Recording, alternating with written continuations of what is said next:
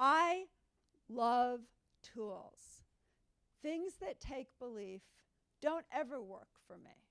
And I think that skepticism is a good thing to keep with you in life. These are tools. This is not a book you sit down and read. This is a book you say, okay, I have a huge meeting today, or oh my gosh, I'm overdrawn. Which of these tools do I need to use right now to solve this problem? And we're going to go over them together.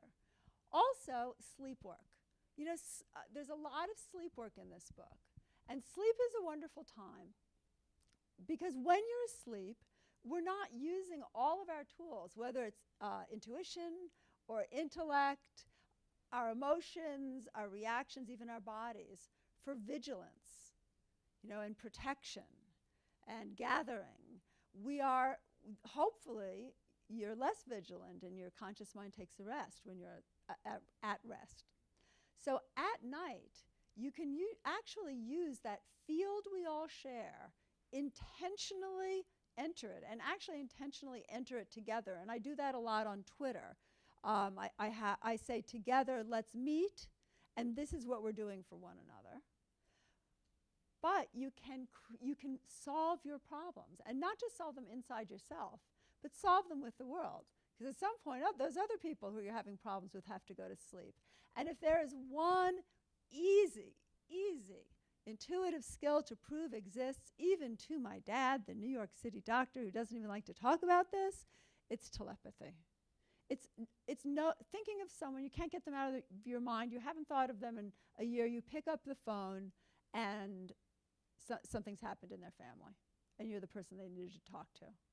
Or the simple, you know who's on the other end of the phone, and it's not your wife who calls you every 3 minutes, without caller ID. I mean, we all, even I think my dad, would admit to experiences of telepathy. But if you're sending messages, you're also receiving them. So one of the things that we do in How to Rule the World from Your Couch is learn, how do you send a clear message that will get a response that you need, and how do you put a period at the end of those conversations that you are having and really having, because the other person is engaged, consciously or unconsciously, that are getting you nowhere.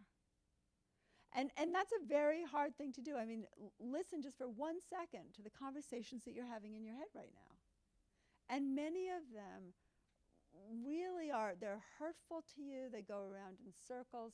If the person were there, you'd be having that same conversation and have for the 40 years. The more of your power that is free for you to use, the more easily and more creatively and more joyfully you will make your life happen. There is no such thing as luck or magic. We make that happen.